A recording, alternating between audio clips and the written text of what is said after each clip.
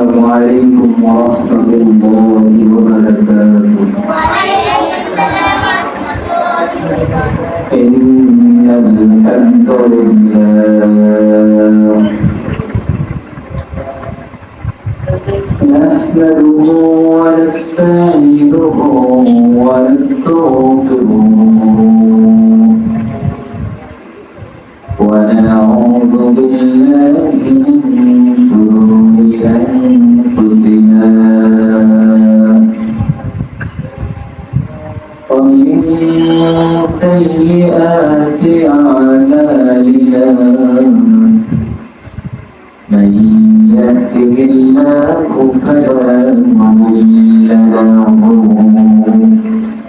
ومن يضلله فلا هادي له وأشهد أن لا إله إلا الله وحده لا شريك له وأشهد أن محمدا عبده ورسوله أرسله بالحق بشيرا ونذيرا وداعيا إلى الله بإذنه وسراجا منيرا أما بعد فأعوذ بالله من الشيطان الرجيم بسم الله الرحمن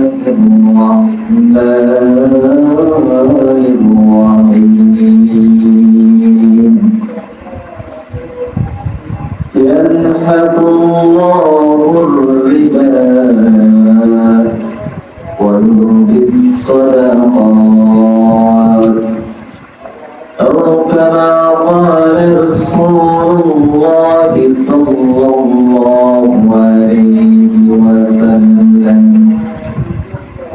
عن أبي هريرة رضي الله عنه رسول الله صلى الله عليه وسلم ما نقصت صدقة من مال وما زاد الله عبدا بعبد إلا عزا وما تواضع أحد إلا رفعه الله يا أيها الذين آمنوا صلوا عليه وسلموا تسليما اللهم صل على سيدنا مولانا محمد وعلى آله سيدنا مولانا محمد اللهم صل على سيدنا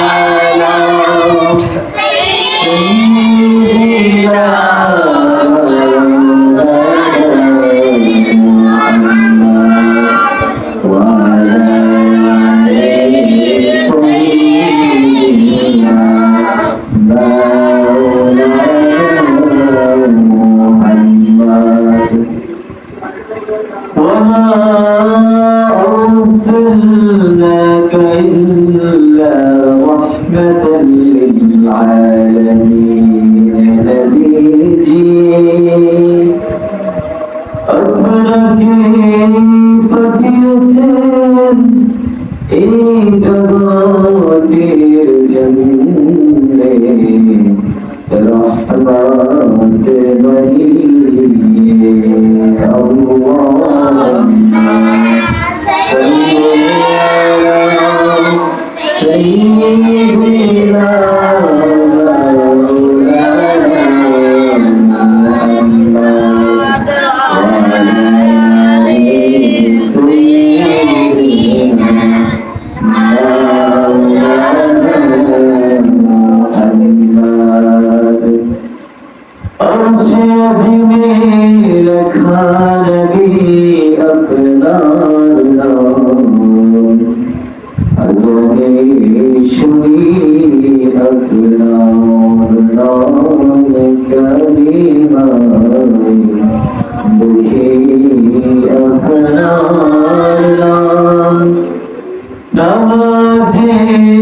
পড়ি আপনার নাম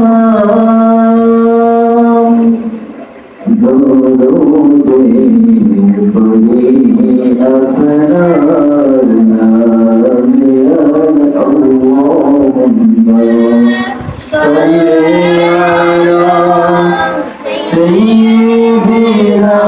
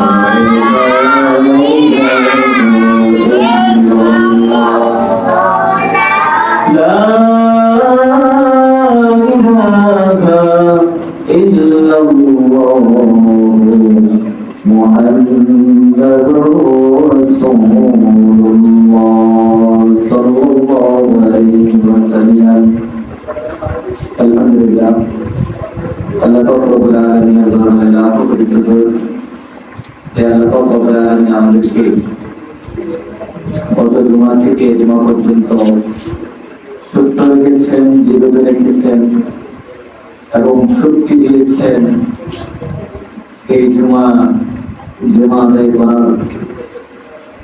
এজন্য আমরা সকলে মহান রবের এখানে দরবারে শুকরিয়া আদায় করি, আলহামদুলিল্লাহ। আমরা সবাই বলি রব্বানা লাকাল হামদ হামদান কাসীরান طيبا مباركا فيه সমস্ত প্রশংসাকার আল্লাহ, আমরা ইবাদত করবকার আল্লাহ, আমরা শুকরিয়া আদায় করবকার আল্লাহ। এই পৃথিবীর সৃষ্টিকর্তাকে আল্লাহ, আমাদের রবকে আল্লাহ, আমাদের মুক্তিদাতাকে আল্লাহ, আমাদের প্রাণওয়ালাকে আল্লাহ, আমাদের সৃষ্টিকর্তাকে আল্লাহ।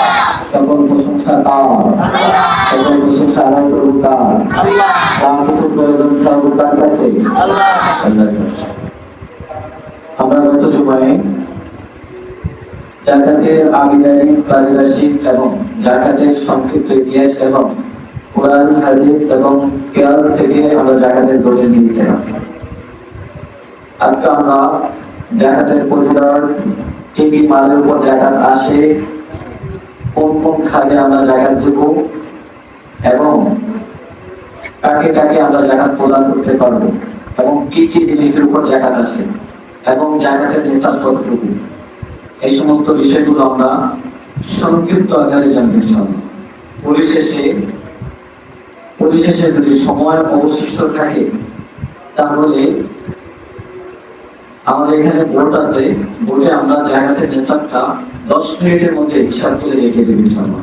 পুরো আলোচনার মধ্যে, পুরো বয়ানের মধ্যে আপনি যতটুকু না বুঝবেন, যদি আপনাদেরকে হাতে কলমে বোর্ডে দেখিয়ে দেওয়া হয়, আশা করা যায় আপনি একটু রাত পর্যন্ত নিজেই হিসাব করে জাকাত বন্টন করতে পারবেন। নিজেই বলতে পারবেন যে আমার জাকাত কত টাকা আসছে, আমি কাকে জাকাত দেবো, কিভাবে জাকাত দেবো, কাকে কাকে জাকাত বন্টন করবো, কিভাবে জাকাত বন্টন করবো। যদি পরিশিষ্ট সময় অবশিষ্ট থাকে তাহলে ইনশাআল্লাহ আমরা এখানে বেলাকুর আছে, বেলাকুরের মাধ্যমে আমরা আপনাদেরকে দেখিয়ে দেওয়ার চেষ্টা করব ইনশাআল্লাহ। আমরা প্রথমে জানবো জাকাতের ফজিলত। আল্লাহ পাক রব্বুল আলামিন সূরাতুল বাকারার 276 আয়াতে বলতেছেন ইয়ামহাকুল্লাহু রিবা ওয়া ইউরবিস সাদাকাত। আল্লাহ তাআলা বলতেছেন আমি সুদকে কি করেছি? আল্লাহ তাআলা সুদকে কি করেছেন? হারাম করেছেন না।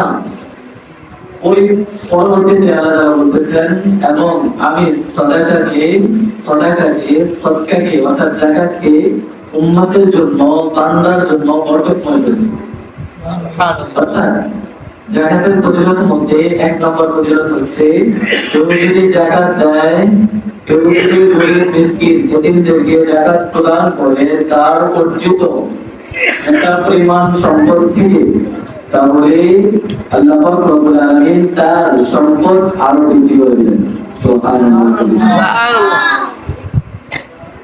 আল্লাহ রাসূল সাল্লাল্লাহু আলাইহি ওয়াসাল্লাম বলতেছেন মুসলিম শরীফের 2588 নং হাদিসে, অর্থাৎ 2588 নং হাদিসে আল্লাহ রাসূল সাল্লাল্লাহু আলাইহি ওয়াসাল্লাম বলতেছেন, হযরত আবু হুরায়রা রাদিয়াল্লাহু আনহু থেকে বর্ণিত, আল্লাহ রাসূল সাল্লাল্লাহু আলাইহি ওয়াসাল্লাম বলেছেন সদকা আদায় করতে সম্পদের হ্রাস হয় না। অর্থাৎ যদি কেউ সম্পদ থেকে এসার পরিমাণ সম্পদ থেকে যাকাত দেয়, যাকাত প্রদান করে, তাহলে তার সম্পদ কমে না। কে বলতেছেন?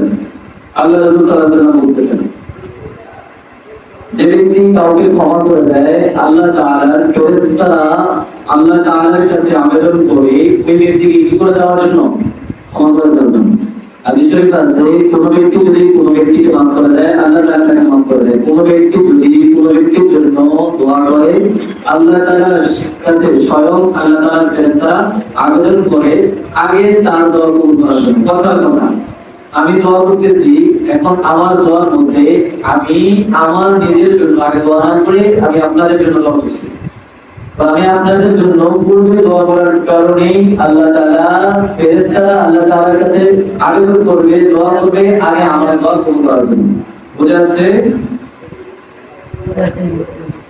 এবং কেউ যদি কাউকে মাফ করে দেয়, আল্লাহ তাআলা তার মর্যাদা বাড়িয়ে দেন, তাকে ক্ষমা করে দেন। আর কেউ যদি আল্লাহর সন্তুষ্ট লাভের জন্য বিনীত হলে, অর্থাৎ বিনয় হলে, ছোট হলে, অর্থাৎ যে কোনো জায়গায় যে কোনো পরিস্থিতিতে আপনি যদি নিজেকে ছোট মনে করেন, ছোট করেন, তাহলে সেখানে আল্লাহ তাআলা আপনার মর্যাদা দিয়ে দিবেন, বাড়িয়ে দিবেন। তাহলে আল্লাহ রাসূল সাল্লাল্লাহু আলাইহি ওয়াসাল্লাম এখানে তিনটা কথা বলেছেন। প্রথম কথা হচ্ছে কেউ যদি যাকাত দেয়, যাকাত কমে না, বরং যাকাত কি বাড়ে। সবাই আমার সাথে সাথে বলবেন যাকাত কি বাড়ে। কেউ যদি যাকাত প্রদান করে, যাকাত কমে না, যাকাত কি বাড়ে।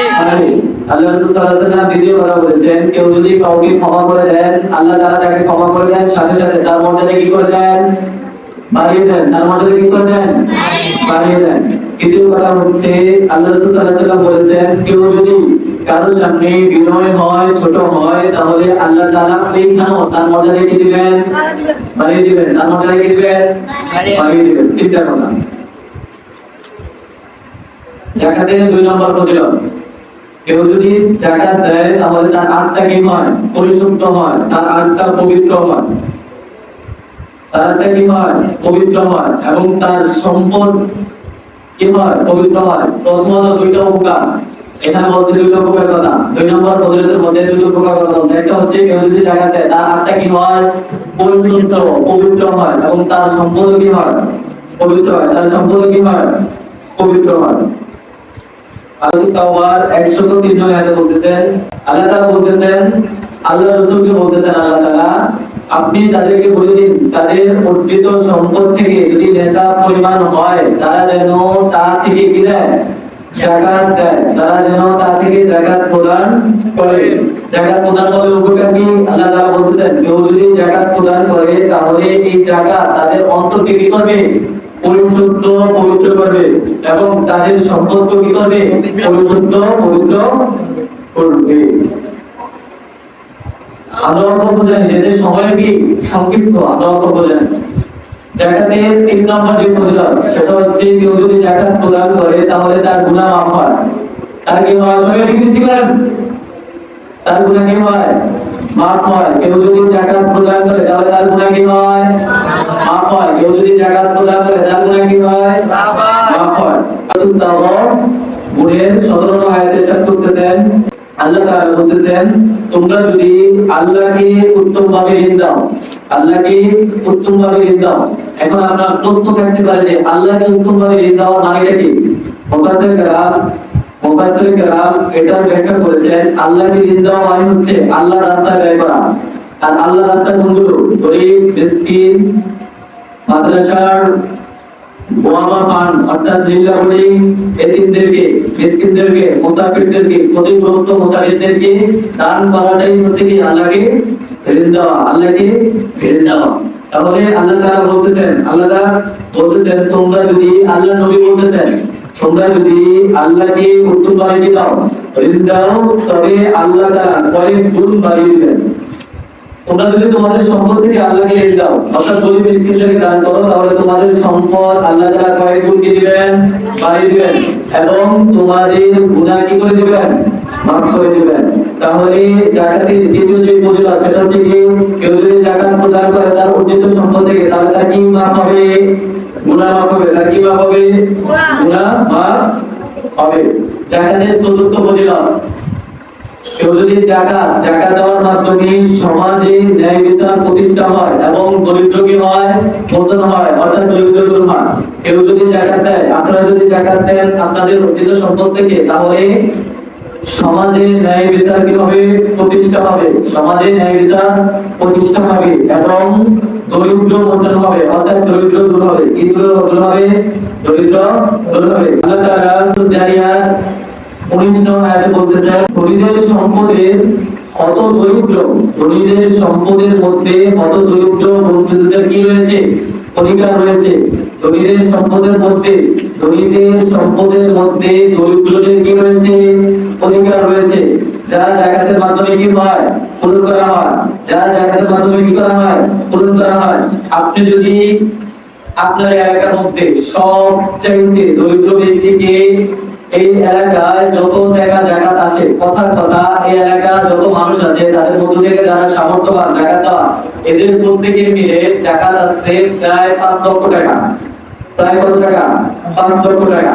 এখন সর্বনিম্ন যে দরিদ্র, তাকে যদি আপনি 5 লক্ষ টাকা দিয়ে সামর্থ্যবান বানিয়ে দেন, স্বাবলম্বী বানিয়ে দেন, তাহলে আগামী 1 বছর পরে, আগামী 1 বছর গত হওয়ার পরে দেখবেন ওই 5 লাখ টাকা আপনি যাকে জায়গা দিয়েছিলেন সেও দেখবেন জায়গা দিতে পারবেন। সেও কি দিতে পারবে? জায়গা দেওয়ার দিতে পারবে। আর জায়গা দেওয়ার নিয়মই হচ্ছে, সর্বোত্তম নিয়ম হচ্ছে কি এটা। জায়গা দেওয়ার সর্বোত্তম নিয়ম কি এটা। আল্লাহ রাসূল সাল্লাল্লাহু আলাইহি ওয়াসাল্লামের জামানায় একটা সংগঠন ছিল, কি ছিল? একটা সংগঠন ছিল। যখনই যাকাতের সময় আসতো তখনই আল্লাহ রাসূল সাল্লাল্লাহু আলাইহি ওয়াসাল্লাম কিছু সাহাবায়ে-কেরামকে নির্দিষ্ট করে দিতেন, কার কার যাকাত আসে, কার কার উপর যাকাত ফরজ হয়, তার কাছে গিয়ে যাকাত উত্তোলন করতে। যখন সবার কাছ থেকে যাকাত উত্তোলন করা হতো, তখন এই যাকাতটা একজনকে হয়তো কোনো কর্মক্ষেত্রের ব্যবস্থা করে দিতেন, অথবা কাউকে যাকাতের মাধ্যমে একটা কাজের ব্যবস্থা করে দিতেন, অথবা এমন কোনো জিনিসের ব্যবস্থা করে দিতেন যার মাধ্যমে সে কি হতে পারবে? স্বাবলম্বী হতে পারবে। এবং ওই জামানায় এমন ভাবে তাকে স্বাবলম্বী করে দিত, পরবর্তী 1 বছর পরে সে নিজেই যাকাত দিত। সে কি দিত? নিজেই যাকাত দিত। যাকাতের 5 নম্বর ফজিলত হচ্ছে, কেউ যদি যাকাত প্রদান করে তাহলে জান্নাতের এই যাকাত তাকে জান্নাতের পথে নিয়ে যায়, অর্থাৎ জাহান্নাম থেকে মুক্তি দিয়ে, তাকে জাহান্নাম থেকে মুক্তি দিয়ে কোথায় নিয়ে যায়? জান্নাতে নিয়ে যায়। কোথায় নিয়ে যায়? জান্নাতে নিয়ে যায়। আল্লাহ তাআলা সূরা মুমিনের 4 নম্বর আয়াতে বলতেছেন, ওয়াল্লাযীনা হুম লিয-যাকাতি ফাঈলুন। প্রকৃত মুমিন তারাই যারা যাকাত প্রদানকারী। আর প্রকৃত মুমিনরা কোথায় যাবে? জান্নাতে যাবে না। যারা প্রকৃত মুমিন তারা কোথায় যাবে? জান্নাতে যাবে। যারা প্রকৃত মুমিন তারা কোথায় যাবে? জান্নাতে যাবে। আমরা 5টা ফজিলত জেনেছি, আরো অনেক ফজিলত আছে, বলা শেষ করা যাবে না। এখন আসেন, কেউ যদি যাকাত প্রদান না করে, আমার সামর্থ্য আছে, আপনার সামর্থ্য আছে, আপনার অর্জিত মাল আছে, নেশার পরিমাণ সম্পদ আছে, তারপরেও যদি আপনি যাকাত না দেন, তাহলে আপনার পরিণাম কি হবে দেখেন। সূরাতুল তাওবা 34 নং আয়াতে আল্লাহ তাআলা বলেছেন, যারা স্বর্ণ রূপা জমা রেখেছেন, নেশা অনুযায়ী কি আছে? মাল আছে, এবং এই মাল সে আল্লাহর রাস্তায় কি করে না?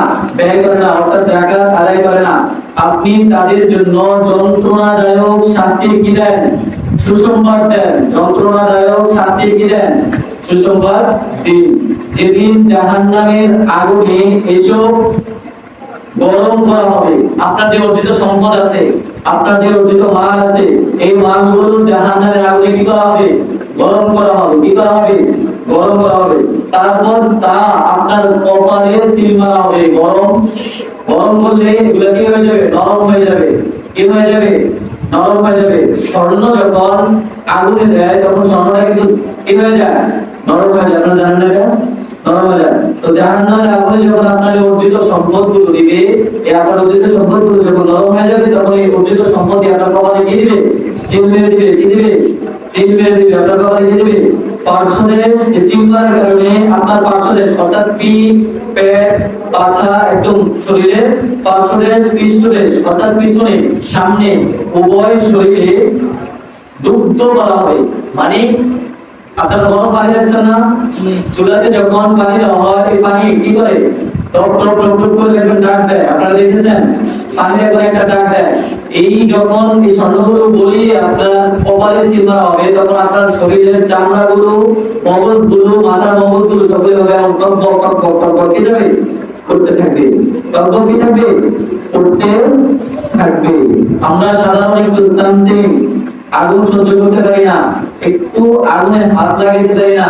আর জাহান্নামে এই আগুনের মধ্যে পুড়িয়ে গলিয়ে আপনার কপালে চিল মারবে। মারার পর আপনার পুরো শরীরগুলো, শরীরের চামড়াগুলো, মাথার মগজগুলো টকবক টকবক করে কি থাকবে? উঠতে থাকবে। কত ভয়ঙ্কর হবে, তাই না? এই আযাব সহ্য করার মতো কেউ নেই। আপনারা জানেন আল্লাহ রাসূল সাল্লাল্লাহু আলাইহি ওয়াসাল্লামের দাদা আব্দুল মুত্তালিব এই সবচাইতে নিম্নমানের শাস্তি দেওয়া হচ্ছে জাহান্নামে। সেটা হচ্ছে জাহান্নামের জুতা পরিধান করে দেওয়া হচ্ছে। জাহান্নামের জুতা পরিধান করে দেওয়া হচ্ছে। এই আল্লাহ রাসূল সাল্লাল্লাহু আলাইহি ওয়াসাল্লামের দাদা আব্দুল মুত্তালিব চিৎকার করে বলতেছেন যে আমার চেয়ে ভয়ঙ্কর শাস্তি জাহান্নামে আর কেউ কি করতেছে না, উপভোগ করতেছে না। অথচ জাহান্নামের সবচেয়ে নিম্নমানের, সবচেয়ে কম কষ্টদায়ক শাস্তিটাই কাকে প্রদান করা হয়েছে? আল্লাহ রাসূল সাল্লাল্লাহু আলাইহি ওয়াসাল্লামের দাদা আব্দুল মুত্তালিবকে। তাহলে সর্বনিম্ন যে শাস্তি আব্দুল মুত্তালিবকে দেওয়া হয়েছে, সেই যদি বলে যে আমাকে সর্ব কঠিন শাস্তি দেওয়া হয়েছে, তাহলে যেগুলো কঠিন এগুলো কি পরিমাণে যন্ত্রণাদায়ক হবে একটু চিন্তা করুন। কাদের উপর জাকাত কি হয়? ফরজ হয়। কাদের উপর জাকাত কি হয়? ফরজ হয়। এক নম্বর, 6 ব্যক্তি আছে যে 6 ব্যক্তির উপর কি হয়? যাকাত ফরজ হয়। এক নম্বর মুসলমান, মুসলমানের উপর কি যাকাত ফরজ। তবে মুসলমান নেশাব পরিমাণ সম্পদের কি হতে হবে? মালিক হতে হবে। কোন অমুসলিমের উপর যাকাত কিনা ফরজ না। কোন অমুসলিমের উপর যাকাত কিনা ফরজ না। 2 নম্বর বালেগ, কি বালেগ অর্থাৎ প্রাপ্ত বয়স্ক হতে হবে। প্রাপ্ত বয়স্ক যদি হয় তাহলে তার যদি নেশাব পরিমাণ সম্পদ থাকে তাহলে তার উপর কি যাকাত ফরজ। 3 নম্বর বুদ্ধ সম্পন্ন হওয়া। 3 নম্বর কি? বুদ্ধ সম্পন্ন হওয়া অর্থাৎ পাগল না হওয়া, বুদ্ধি বুঝ জ্ঞান থাকা এমন ব্যক্তির উপর কি যাকাত ফরজ। কোন পাগল ব্যক্তির উপর কি না যাকাত ফরজ না। 4 নম্বর নেশাব পরিমাণ সম্পদের কি হওয়া? মালিক হওয়া। কেউ কারো যদি নেশাব পরিমাণ সম্পদের মালিক থাকে তাহলে তার উপর যাকাত কি ফরজ। তবে হ্যাঁ, যদি নেশাব পরিমাণ সম্পদের মালিক না হয় তাহলে তার উপর যাকাত কি না ফরজ না। 5 নম্বর হাওলানে হাউল, মানে আপনার যে সম্পদটা আছে এই সম্পদটা এই রমজান থেকে 1 বছর পূর্ণ হওয়া। কি হওয়া? 1 বছর পূর্ণ হওয়া। মানে আরবি মাস ধরবেন, চন্দ্রমাস। চন্দ্রমাস আপনারা বুঝেন? হ্যাঁ, চন্দ্রমাস বলেন, যেটা আমরা আরবি মাস হিসেবে জানি। এই আরবি মাস অর্থাৎ রমজানের 1 তারিখ থেকে 1 রমজান থেকে আগামী 1 রমজান পর্যন্ত কথার কথা আপনার 5 লক্ষ টাকা আছে। 5 লক্ষ টাকা হচ্ছে আপনার নেশাব পরিমাণ সম্পদ। 5 লক্ষ টাকা থেকে আপনার যাকাত আসবে। এই 5 লক্ষ টাকা যদি আপনার কাছে 1 বছর কি হয় অতিবাহিত হয় তাহলে আপনার ঢুকে যাকাত ফরজ। 6 নম্বর হচ্ছে হাজতে আসলি, মানে মৌলিক প্রয়োজনের অতিরিক্ত হওয়া। অর্থাৎ আপনার যে 5 লক্ষ টাকা আছে, আপনার এই 5 লক্ষ টাকার মধ্য থেকে যদি আপনার অতিরিক্ত প্রয়োজন খাত থাকে, তাহলে প্রয়োজন খাত যদি বাদ দিয়ে নেশা পরিমাণ সম্পদ না হয়, অর্থ না হয়, তাহলে জাকাত কি না? ফরজ না। প্রয়োজন খাত বাদ দিয়ে যদি নেশা পরিমাণ সম্পদ হয়, তাহলে কি জাকাত ফরজ? তাহলে কি জাকাত ফরজ? তাহলে কি জাকাত ফরজ? এখন আমরা জানবো কি কি সম্পদের উপর জাকাত আসে। কি কি সম্পদের উপর জাকাত আসে? চারটা সম্পদ আছে, চারটা সম্পদের উপর কি জাকাত আছে। তবে হ্যাঁ, এটা হচ্ছে তৎকালীন যুগের হিসাব। এখন বর্তমানে এমন অনেক কিছু আছে যেগুলোর উপর কি জাকাত হয় সাধারণত। তো চারটা জিনিস হচ্ছে স্বর্ণ, রূপা। এক নম্বর স্বর্ণ, দুই নম্বর কি রূপা, তিন নম্বর হচ্ছে ব্যবসার মাল, চার নম্বর হচ্ছে নগদ অর্থ, অর্থাৎ নগদ মানি। মানি বুঝেন আপনারা? টাকা। কি টাকা। এই চারটা জিনিসের উপর কি আছে? জাকাত আছে। দেখেন, আপনি যে জাকাত প্রদান করবেন, যেখানে জাকাত প্রদান করবেন, একটু দেখে শুনে জাকাত প্রদান করা হবে। অনেকে জাকাতের টাকা দিয়ে, জাকাত থেকে অর্জিত সম্পদ দিয়ে যখন কোন জায়গায় দান করে, তাহলে ওই জাকাতের টাকা দিয়ে কোন মসজিদ মাদ্রাসা নির্মাণ করা জায়েজ না। জাকাতের অর্থ দিয়ে, জাকাতের টাকা দিয়ে, জাকাতের টাকা দিয়ে দান সদকা অর্থাৎ সদকাতুল ফিতর এবং জাকাতের টাকা দিয়ে কি করা যাবে না? মসজিদ মাদ্রাসা নির্মাণ করা যাবে না। মসজিদ মাদ্রাসার ইমাম, মসজিদ মাদ্রাসার শিক্ষক, ওস্তাদদেরকে বেতন দেওয়া যাবে না। বলেন, একটা মাসলা কি মাসআলা, মাসলাটা সবাই শিখে রাখেন। জাকাতের টাকা দিয়ে মসজিদ মাদ্রাসা, মাদ্রাসা শিক্ষক, মসজিদের ইমাম, মসজিদ খাদেমদেরকে বেতন দেওয়া যাবে না। মসজিদ মাদ্রাসা নির্মাণ করা যাবে না। মসজিদ মাদ্রাসা নির্মাণ করা যাবে না। এখন আসেন, কাকে জাকাত প্রদান করা সর্বোত্তম? সবচেয়ে উত্তম হচ্ছে জাকাত প্রদান করা যদি নিজের আত্মীয় স্বজনদের মধ্যে এমন কেউ থাকে জাকাত নেওয়ার উপযুক্ত, অর্থাৎ দরিদ্র, মিসকিন, গরিব, তাহলে আত্মীয় স্বজনদের মধ্যে জাকাত বন্টন করা সবচেয়ে কি উত্তম। আত্মীয় স্বজনদের মধ্যে জাকাত বন্টন করা সবচেয়ে কি উত্তম। তবে আপনি যাকে জাকাত প্রদান করবেন, কথা আপনার ভাই দরিদ্র, এখন আপনি যাকে জাকাত প্রদান করবেন, এখন আপনি যাকে যদি বলেন যে ভাইয়া এই জাকাতের টাকা আমি আপনাকে প্রদান করছি, তাহলে কি আপনার ভাই লজ্জা পাবে না? হ্যাঁ, লজ্জা পাবে না? মানুষকে লজ্জা দেওয়া কি ঠিক? তাও আপনার আপন ভাই। এখন আসেন, জাকাতের টাকা দেওয়ার সময় যে আপনি তাকে জাকাতই দিচ্ছেন, এটা উল্লেখ করা কিনা প্রয়োজন না। এটা উল্লেখ করা কিনা আপনার মনে মনে যদি নিয়ত থাকে আমি জাকাতের টাকা দিচ্ছি, তাহলে কি হবে? আপনি মুখে যদি বলেন যে নেন ভাইয়া আমি আপনাকে কি দিচ্ছি, এটা হাদিয়া দিচ্ছি, এটা আপনার মনে নিয়ত হচ্ছে কি আমি এটা জাকাতের টাকা দিচ্ছি। এটা কি কিসের টাকা দিচ্ছি? জাকাতের টাকা দিচ্ছি। তাহলে আপনার জাকাত কি হয়ে যাবে? আদায় হয়ে যাবে। এখন আসেন, আত্মীয় স্বজনদের মধ্যে কিছু আত্মীয় স্বজন আছে যাদেরকে জাকাত দেওয়া না যায়, যাদেরকে জাকাত দেওয়া কি যাবে না। অর্থাৎ নিজের জন্মসূত্র, নিজের জন্মসূত্র, কথা আপনি, আপনার বাবা, আপনার আম্মা, আপনার দাদা, আপনার দাদার আব্বা, আপনার দাদার দাদা, আপনার দাদার দাদা, এভাবে যত উপরে যেতে পারবেন, অর্থাৎ জন্মসূত্র, অর্থাৎ কি জন্মসূত্র, এদেরকে জাকাত দেওয়া যাবে না। এর নিচের দিকে আসেন, আপনি, আপনার ছেলে, আপনার মেয়ে, আপনার ছেলের নাতনি, আপনার মেয়ের নাতনি, নাতনির নাতনি, পুত্রকে আছে না, কত কিছু আছে না, এদেরকে জাকাত দেওয়া কি যাবে না। হ্যাঁ, স্বাস্থ্য বোন, স্বাস্থ্য ভাই, চাচা, জ্যাঠা, খালা, খালু, এদেরকে জাকাত দেওয়া কি যাবে, এদেরকে জাকাত দেওয়া যাবে। আবার বলেন, এটা বোঝেন, এটা একদম মাসলা। জন্মসূত্র বোঝেন আপনারা? জন্মসূত্র বোঝেন? যেরকম আপনি যার থেকে জন্ম নিয়েছেন সে কি আপনার আব্বা, আপনার আব্বা যার থেকে জন্ম নিয়েছে সে কি আপনার দাদা, আপনার দাদা যার থেকে জন্ম নিয়েছে সে হচ্ছে আমাদের গ্রামে অথবা আমাদের বাংলাদেশে তাকে বলা হয় বড় আব্বা। তাকে কি বলা হয়?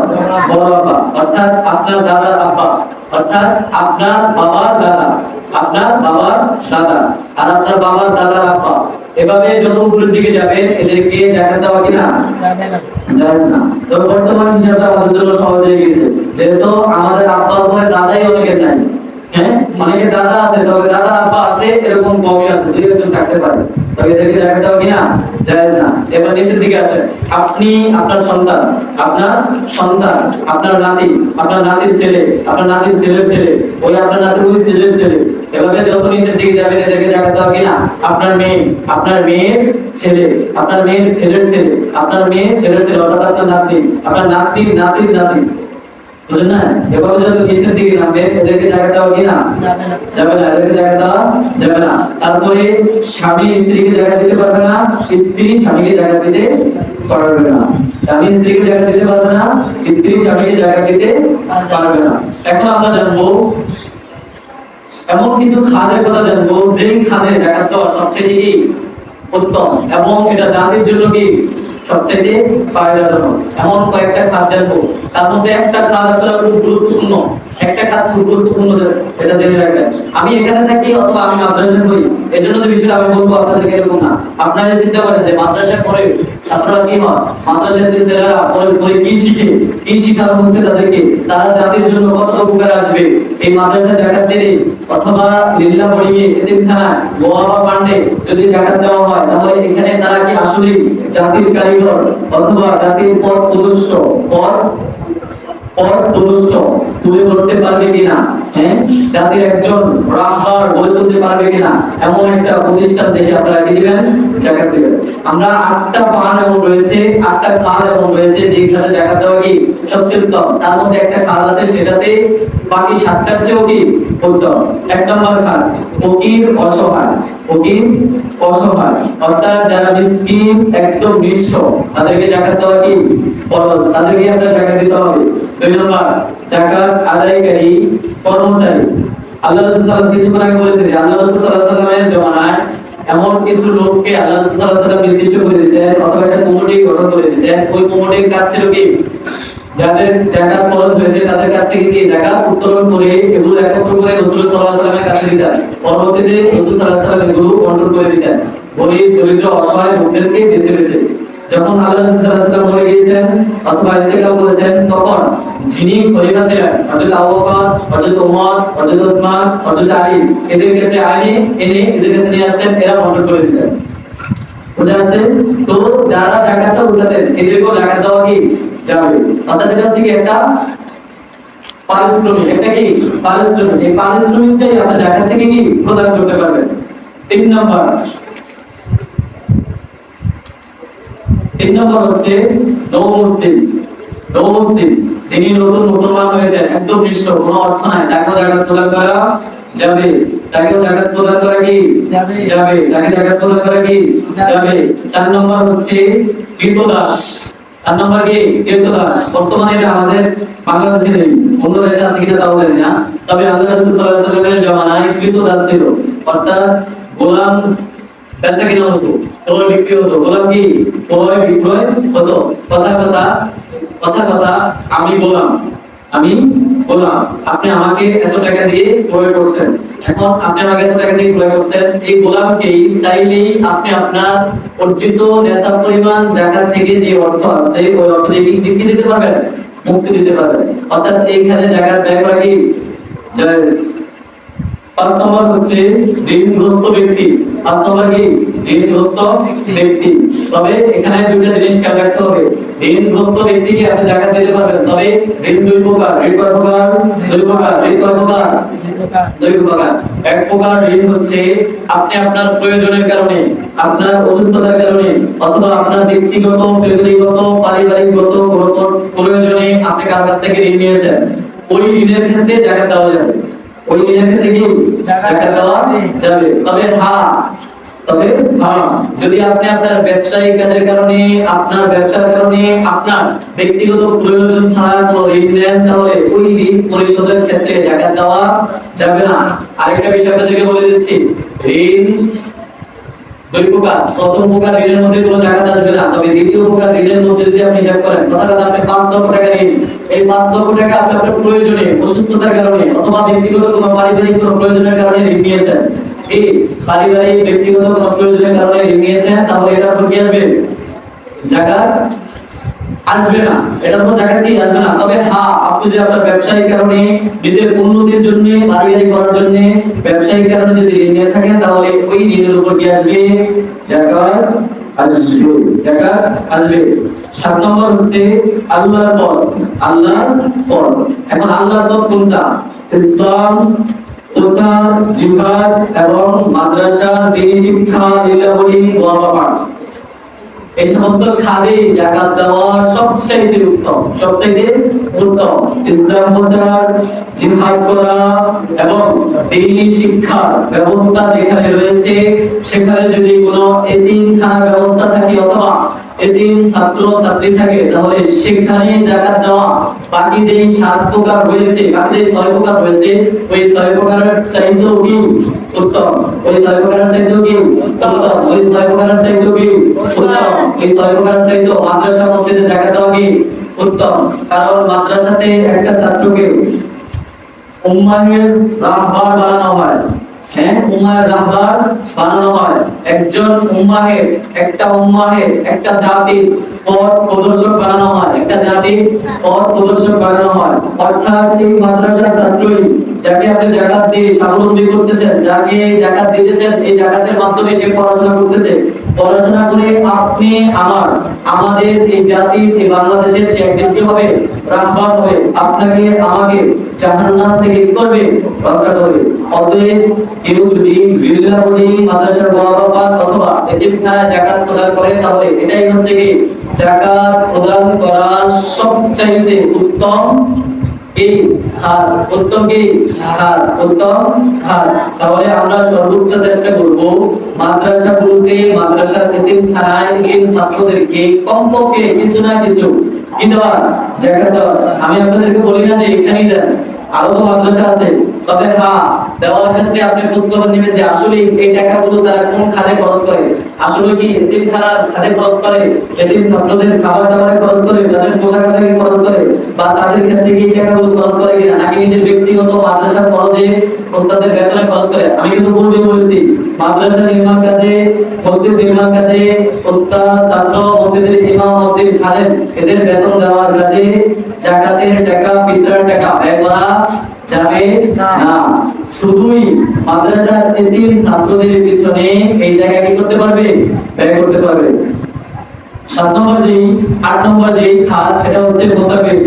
অনেক সময় অনেক মুসাফির কথা আমাদের লক্ষ্মীপুর থেকে নোয়াখালী একজন লোক আসছে এখানে, প্রতিমধ্যে তাকে কিছু ডাকাতের দল অথবা চোর তাকে হাইজ্যাক করে অথবা ডাকাতি করে তার অর্থ সম্পদ সবকিছু নিয়ে গিয়েছেন। এখন সে বাড়িতে ফিরে যাবে, তার কি নাই, কোনো টাকা নাই, অর্থ নাই, সম্পদ নাই, এবং বাড়ি থেকে টাকা আনানোর কোনো কি নাই, ব্যবস্থা নাই। তাহলে তাকেও যাকাত দেওয়া কি যাবে, তাকেও যাকাত দেওয়া যাবে, তাকে যাকাত দেওয়া কি যাবে। এই হলো যাকাতের 8টা খাত, এগুলো কি যাকাতের 8টা খাত।